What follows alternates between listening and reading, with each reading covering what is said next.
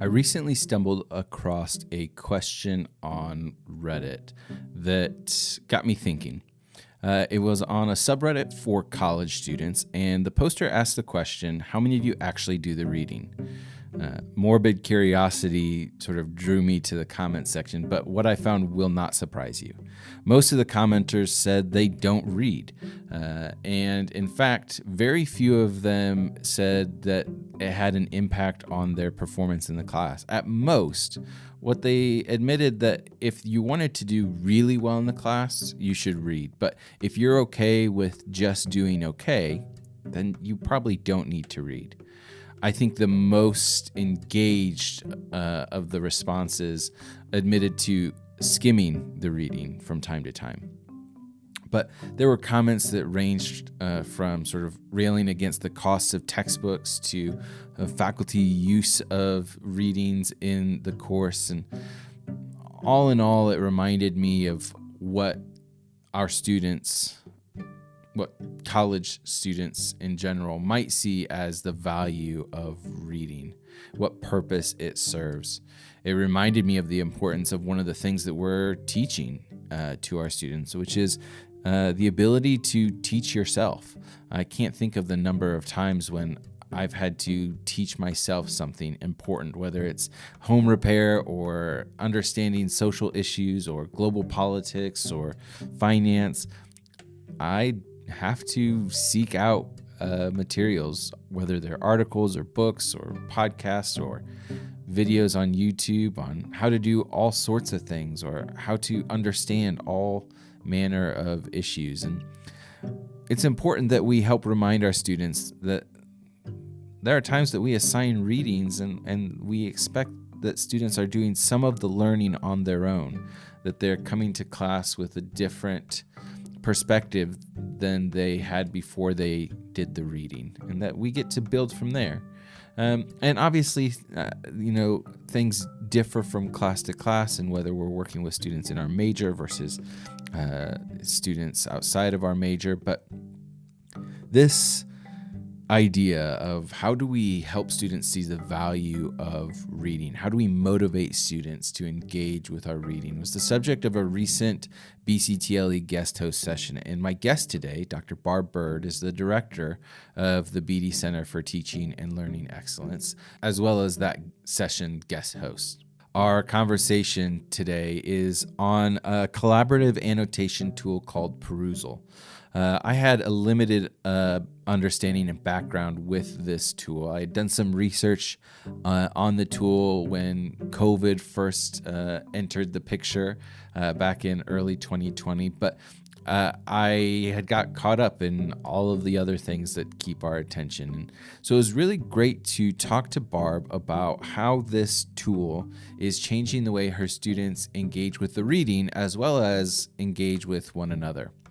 I want to invite you into my conversation with Dr. Barb Bird. Well, Barb, welcome to the BCTLE podcast. Thank you. It's great to be here. Barb, we're talking about Perusal, a tool that helps students engage with reading through collaborative annotation. How did you learn about Perusal in the first place? What was the story of your getting connected with this tool? Well, last spring, I was in a full semester class taught by Ken Bain. It was part of his Best Teachers Institute that used to be intensive 2-week in the summer, but he wanted to see what would it look like, could it be successful to model the kind of significant shift in how we teach to an online venue. Would those theories, would those processes hold up? And so he chose to do it last spring. Every Saturday, 2 hours, we had homework, and we had some of the best teachers in the nation come and discuss and engage with us. And we used Perusal. So that was my introduction to Perusal, was in that semester course. And one of the primary creators of Perusal, Eric Mazur from Harvard, came to us twice. Once to discuss some of Perusal, and that was part of his time. And then the other time was just his pedagogy, and because he's also in Ken Bain's, all the presenters were in Ken Bain's new book. Super courses. Super courses, yes. And so most of those, probably at least 3/4 of those chapters, those authors came to our institute on Saturdays. Oh, wow. And using perusal, we didn't engage it as much because these are faculty doing this above their regular COVID teaching. But we did engage it enough that I could see the benefits of it and became hooked. Yeah, so perusal is this tool that allows you to upload or purchase readings? Yeah, right? Both. You can, if you have a textbook, you can have students purchase it through perusal. It doesn't cost any extra to do that. And then it's available to them digitally. And in fact, I suspect it's cheaper because it's a digital and not a physical text. Okay. And then that you can annotate. I don't use textbooks. So you can upload documents, you can upload PDFs, you can upload links to websites and videos, and all of those can be annotated. I was especially interested in the video because I use videos in 101, some TED Talks, and I've always wanted students to be able to annotate those together, and haven't been able to find a place to do that, and this does it beautifully and really seamlessly. So that's what I use it for. So you teach writing courses. Yes. How have you noticed students' use of collaborative annotation tool impacting their writing? Is there a link there that you're seeing, or is this really about motivating, providing accountability for their reading? Mostly accountability for their reading.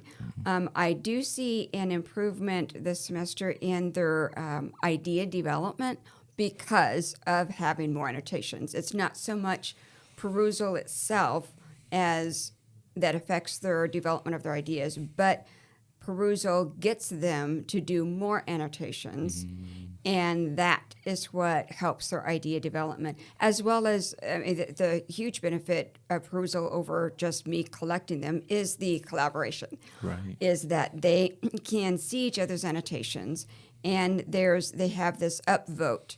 And so part of my requirement is that they do a certain number of annotations depending on the length of the video or article.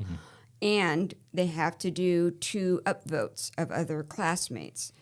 And so that then gets them to read their classmates, and also then it tells me at a glance which comments were upvoted the most, and so I can read through those and then see these are the ideas that are most resonating with students.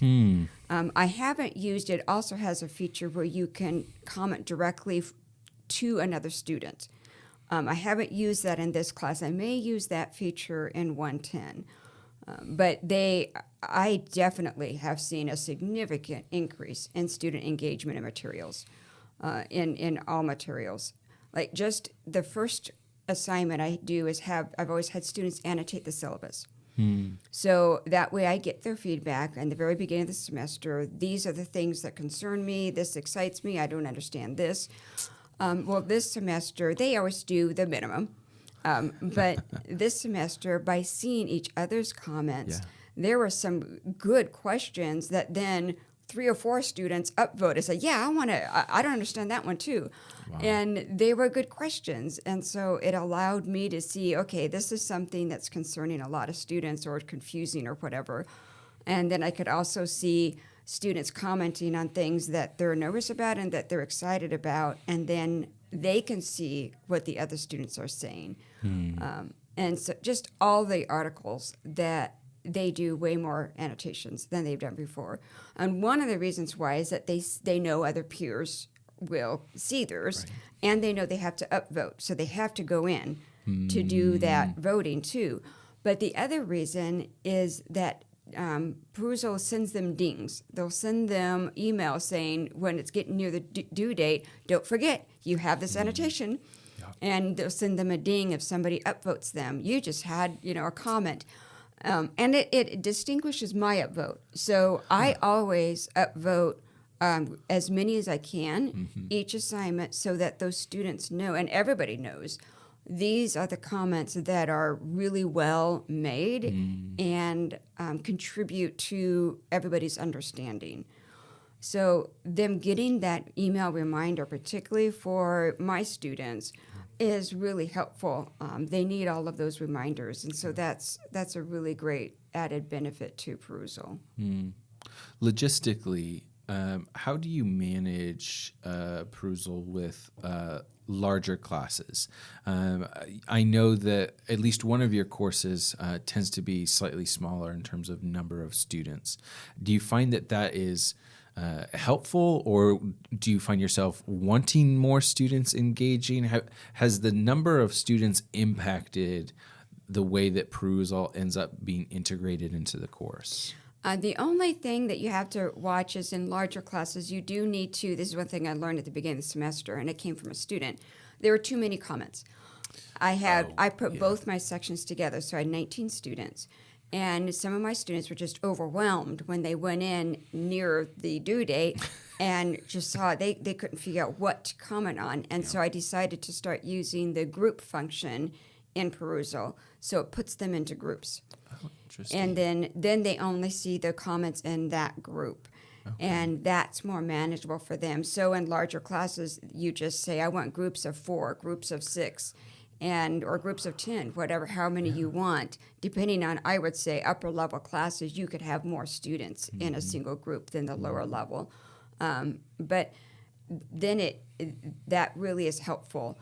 The other thing that helps manage, I think, from a faculty perspective is that perusal grades.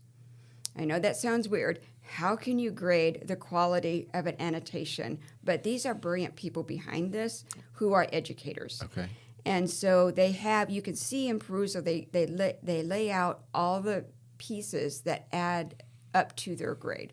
And so some of the grade most of it is the quality of the annotation. And they lay out how they determine that by keyword, verbs, and adjectives. And there are ways that they do that. And I, of course, check, but I always agree with their score. Almost always. There are a few times that I've increased a student's score because I see a context that the formula didn't. Oh, sure. But the other pieces to their score aren't just the quality. It's how often they entered it into perusal. It's how the percentage of the entire document. Did they annotate the first 2 pages with 5 annotations and then 1 on the very last, 20th page? So how thoroughly did they read the whole thing? Time it's open, and which is really helpful because, for example, if you have a student like I've had who does very minimum, he gets always a 1 out of 3 on his annotations, very minimal, and he has it open for like 5 minutes. There is not the reading that is happening. And so that's added information for you as a teacher to reach out and then say, okay, is there some reason you're not engaging with this because you're not spending the time in there? Right. So there's a lot of added information that perusal provides the instructor.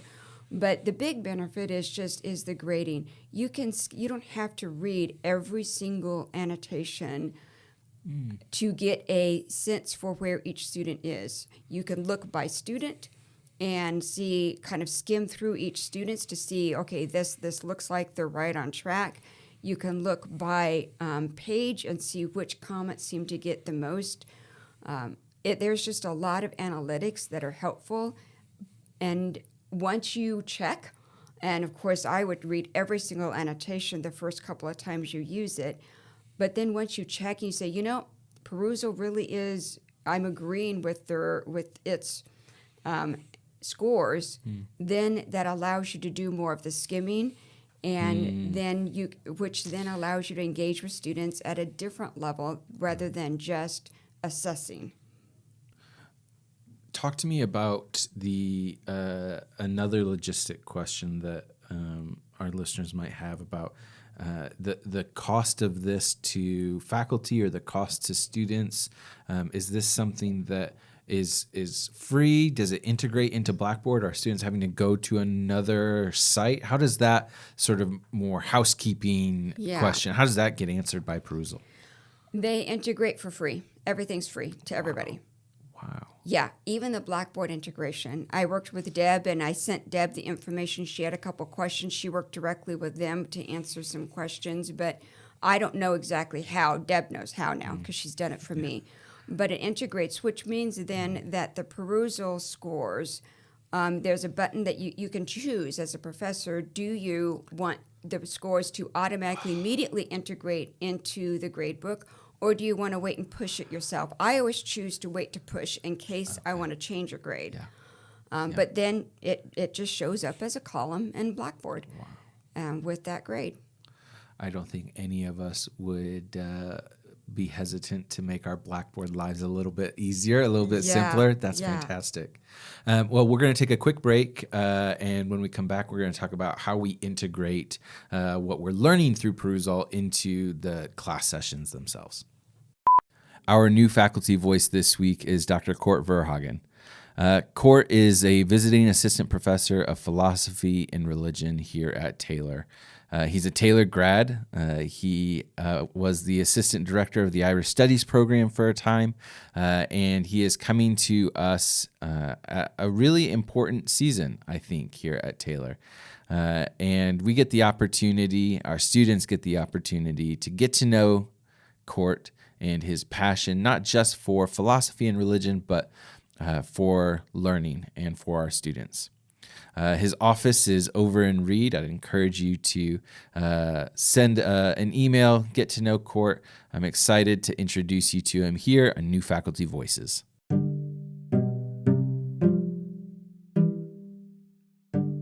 My connection to Taylor goes back before being a student. So on my wife's side of the family and then on my side of the family, there's only 3 people, including people who've married into the family, who haven't gone to Taylor. So my parents went to Taylor. My older sister came to Taylor. I have aunts and uncles who came to Taylor. And so Taylor was just in the water growing up. And it was, of course, then one of the first places I thought about as a student.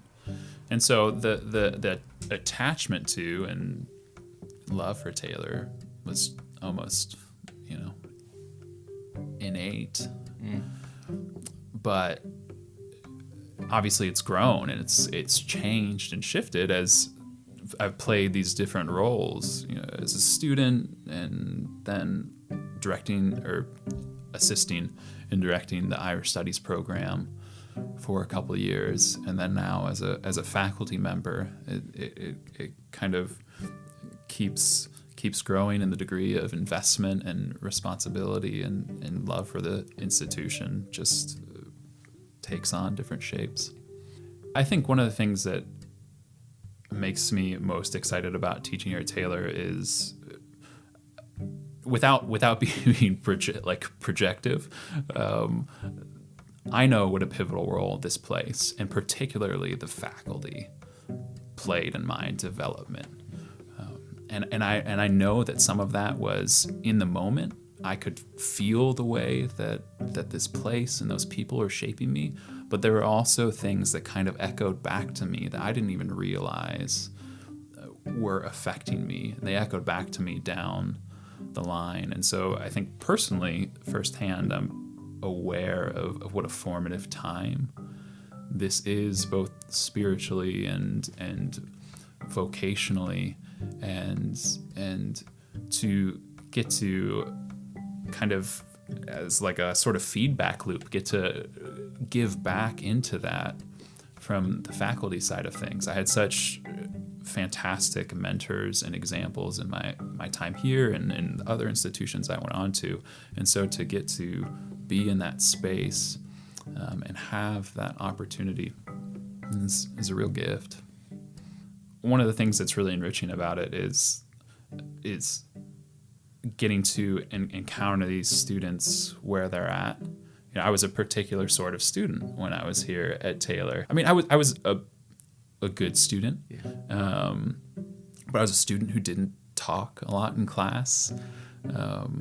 And so sometimes I look out at my classroom and I see these students. They may not always look particularly engaged. They may not be jumping into discussion, but then I get their papers, I look at their tests, I read their comments, and they're just in for it. I'm like, oh, that's me. But then there's these other students who just have a whole different approach or are less engaged. And one of the, I think, really, really fun and exciting things is learning how to approach and engage and work and draw in these students who have a different sort of learning style than my own. And that's part of the learning experience for me.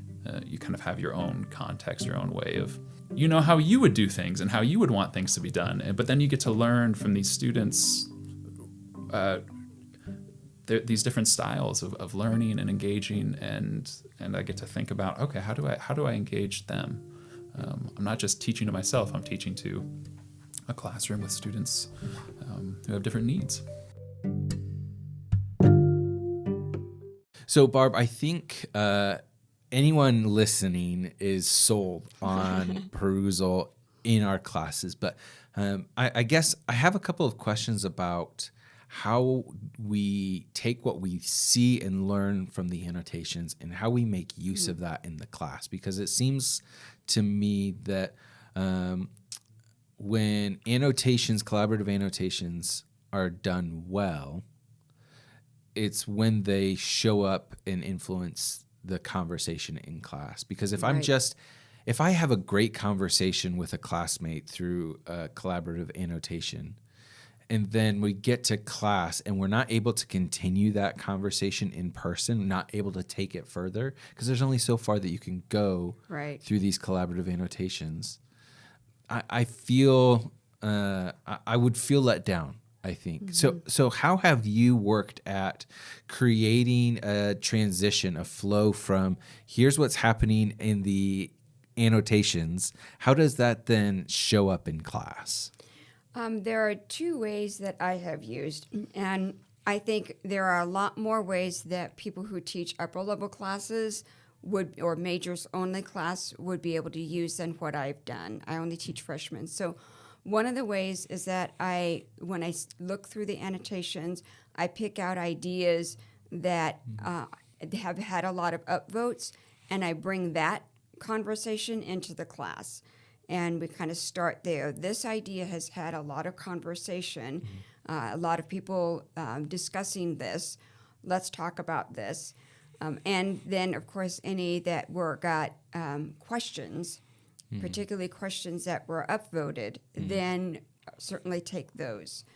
And that's worked moderately well. I haven't gotten very good at that strategy. The other one that has worked really well is that I look at the annotations that I have upvoted that I feel like these are good contributions, and I copy those comments and put them on my PowerPoint. And then I always start class with a journal. And so I put those up as quotes that the students respond to just as if they were published authors, like other quotes that they respond to. That's a frequent thing that, but I think both Carrie and I do in our classes, have a quote and then have students interact with it in writing, write a paragraph about it.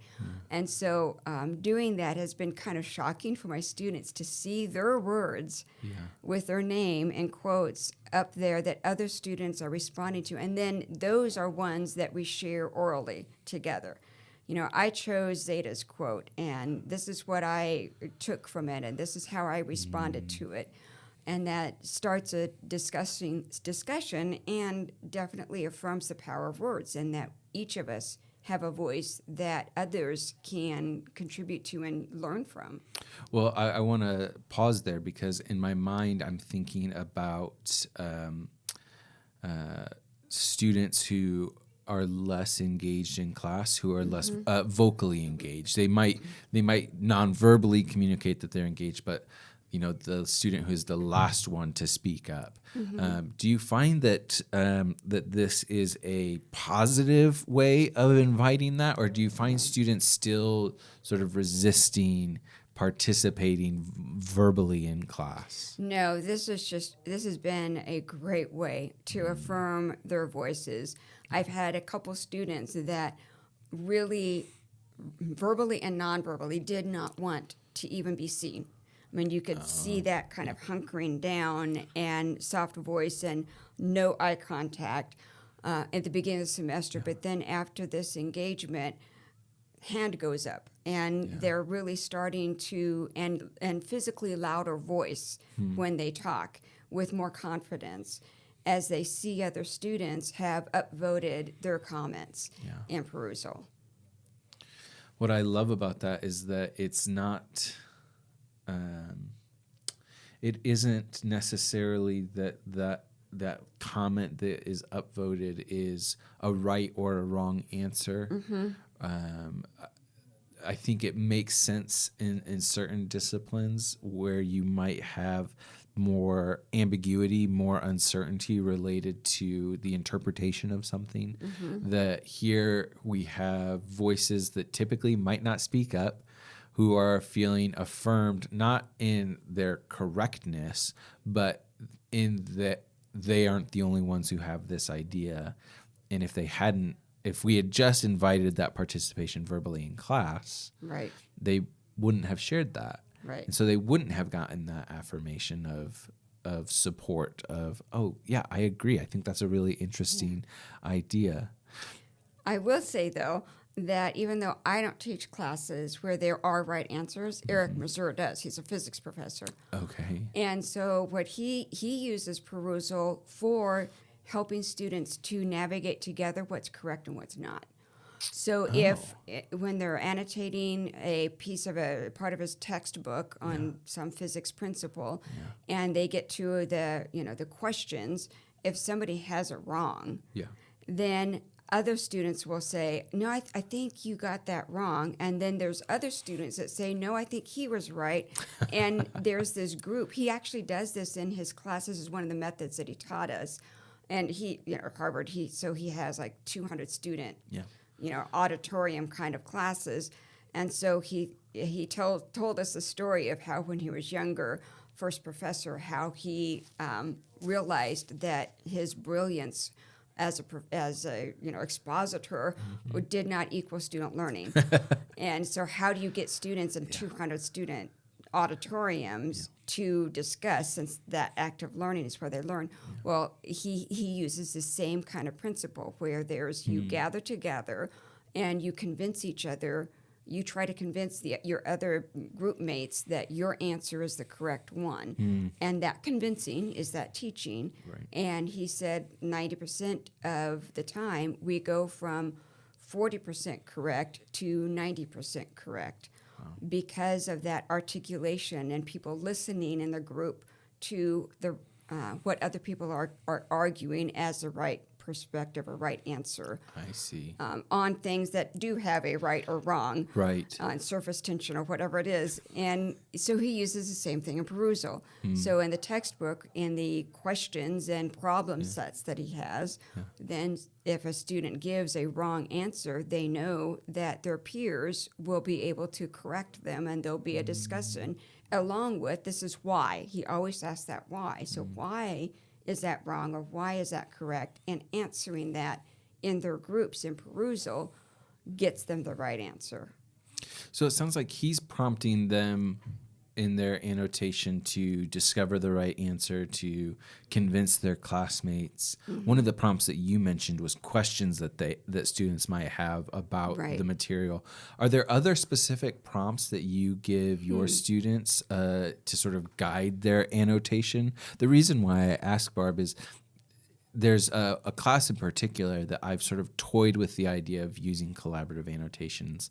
And it's a class where the students read a book published in 1909, 1911. And it's sort of a foundational theory of the subject material that we're talking about. They all write a paper summarizing the theory and then sort of taking a position on the lasting impact. Is it a good thing that this continues to influence the way that we communicate, or should we really let this go?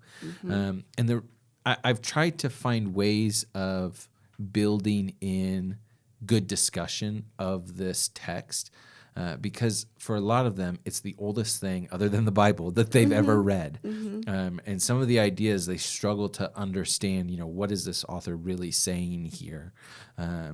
It's written with some sarcastic wit that they sometimes interpret very straightforward, that he's being serious when he says this, and other times very clearly pick up that this is sarcasm.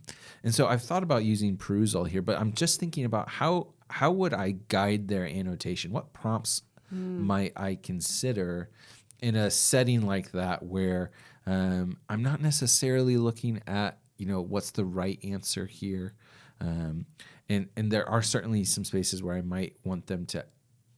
I might invite a question. What's some questions that you sort of are left with here in this section? But have you developed other prompts or other things that you sort of help to guide their annotations? Again, this is freshmen, but Carrie and I both have a series of things that we suggest for annotations to get students connected. So what is an experience that you had or prior knowledge that you have that relates to this idea? So that's one. Another is, can you give an example of this idea? Because writing out an example helps you to further figure out, do I really understand it? And then if it's something that is above their heads, which we try to push our students to do, then can you take this section or this paragraph or even the sentence, if it's really difficult, and put it in your words that you would be telling to your 5-year-old brother? How would you explain this? Or high school buddy. So those things help them to find a connection and articulate. The more difficult text that we push is more along the line of teach this. So take this idea and teach it to somebody in a way that they would understand, somebody your peer or somebody younger, because then that teaching, that's the highest level of learning is when you can teach it. Right. The person I did my dissertation on is 1700s Scottish logic and rhetoric professor. One of the things that he always told his students is, you may, I can't remember his exact language, but you may think that you know what you think, but you're fooled. You actually don't until you write it down or articulate it. He said write. Until you write it, you're just fooling yourself. You don't really know what you think you know. And that's certainly been shown to be true in educational research, that it's not until you say something. It's just like what Scott Geyer tells all of the learning students that go to the AEC, that you can read your notes, glance over them, glance over your note cards, and you think, okay, I got it. That sounds familiar. I've got it. But it's just that it sounds familiar. It's not that you actually know it. You have to be able to explain it to somebody else, teach it to somebody else. How many times have we done that? You think, okay, I really know that. And then you go to tell somebody, and then, oh, well, actually, I don't think I know that as well I thought I did. Wow. I'm just sort of processing where that shows up in my own teaching, but also where I notice that in students. One of the first, I guess not the first, one of the most memorable experiences I've had with collaborative annotation was actually when I took the faith integration course, because for faculty who haven't taken that recently, the readings that we would engage with together, we were able to annotate together with our cohort, and some of the best discussions that we had during our times of meeting were spurred on by a connection that somebody made with somebody else through the annotation. So in my mind, there's a clear connection between collaborative annotation and faith integration, maybe because Yes. that's maybe the location of the most memorable experience of that. But as somebody who uses this tool in their courses, where do you see this this tool, this process, this principle of collaborative annotation? Where do you see that sort of meeting your perspective on how your faith is integrated into the classroom and the learning experience? Well, the first thing that comes to mind is just that our faith is social. There's no such thing as a private sin or a private virtue, because whoever we are inside, it will come out. Luke 6:35, 6:46. Whatever is in your heart, that's going to come out, and that's just how God made us in community. We're meant to be together, and we affect each other, whether we intend to or not. And the collaborative annotation is just a great model for this is how we communicate and we connect together. And one person's unique comment helps somebody else, just like in our living together. One person's joy, I think of Kim Case, she's always full of joy and optimism, no matter what. That affects everybody else around her. And one person's gift in understanding the core of issues and how that core helps us to navigate all of life, that helps. Whatever it is, we affect each other, and our level of deep internal connection with God affects the whole community. And we experience that together, and I feel like that's the collaborative annotation is a way of showing in a practical way, this is how our faith operates. We connect together, and we can look at the same situation, the same text, and interpret it in different ways, but it's still, the point isn't even as much what we say as how we interact. And I think that community, extending the classroom community to virtual, I think helps our students to see it's the community that matters the most, and how we can spur each other and support each other. Sometimes it's actually easier to support somebody without being face to face because you're insecure, or because you have this family background that nobody knows. So if you say something to somebody else that is saying, I like what you said, that might be easier done virtually, at least at first, until you have the confidence that other people can value your words. I love that perspective for several reasons. But the one that's sort of lingering with me the most right now is I think there's a narrative that we've in some instances perpetuated, and in other instances we've just heard that we can't really do discipleship. We can't really do community online. When we switched to emergency remote back in the spring of 2020, there was this sort of feeling that this is a temporary thing, that this is, we're making the best of a crummy situation, but that we can't really do this perfectly, even well. We're just sort of getting by. And then as some of us remained remote during the 2021 academic year due to health reasons, that narrative became really harmful to those of us who poured so much time and energy into discovering tools and activities and ways of engaging students online that helps us still meet the same mission that we meet when we're in person. And so that the reason why this is lingering with me, I think, is because I think it's important for us to speak truth into that narrative. Yes. That it's not impossible Right. for discipleship and community to exist in these virtual spaces. I like what you said about it might be easier at first, and in some ways that ease helps us honor the members of our community who aren't able to communicate as rapidly as some of us can in person.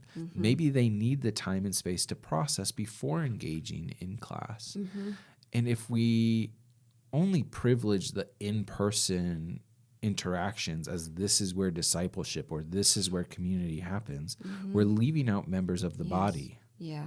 And so this idea that perusal, a tool like perusal, collaborative annotation, is a way of inviting all of the members of the body with their various gifts, their various perspectives into the conversation in a way that honors those giftings. Even if I don't use the tool perusal, I'm struggling to think of why I wouldn't look for something like that as a way of injecting into my classroom that deeper layer of community and honoring what each student is bringing into the classroom.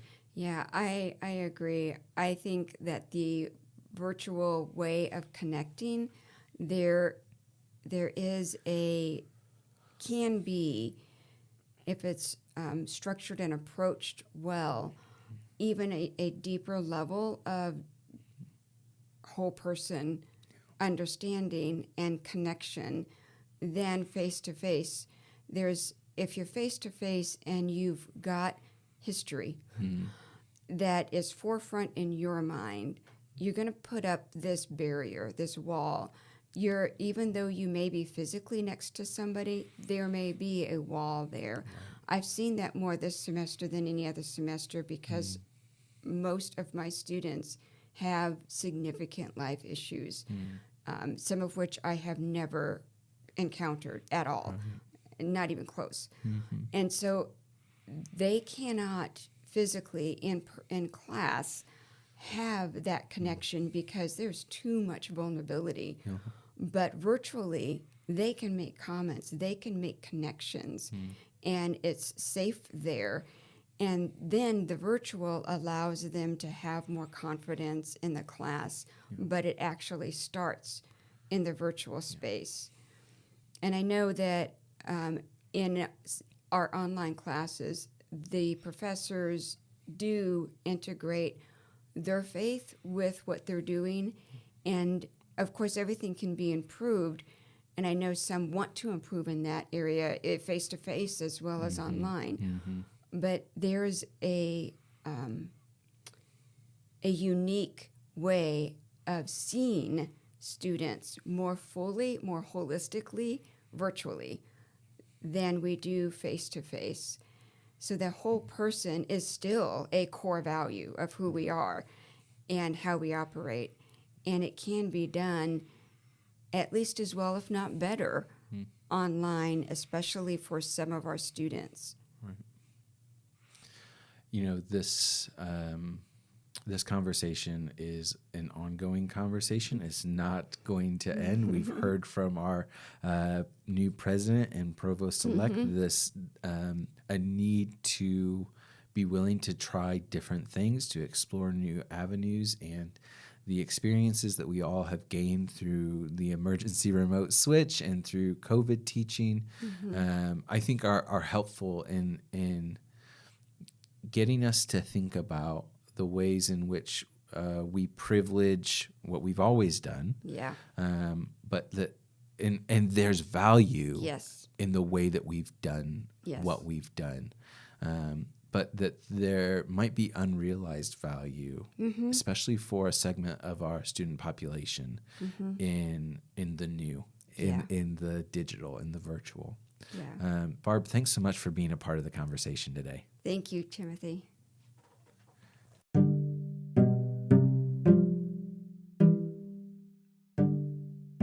Thanks for being a part of the conversation. If you're looking for more ways to get connected, you can always email us at bctlepodcast@taylor.edu. Let us know what you think about the episode, or maybe you're looking for more resources. Maybe you have an idea for the conversation we should tackle next. Shoot us an email. We would love to connect with you. At the BCTLE, our mission is to encourage and equip faculty in their calling as teachers, their care for students, and their designs for learning. We want you to know we appreciate you, and we see everything that you're doing for your students. We hope that this podcast can help you make Monday just a little bit better.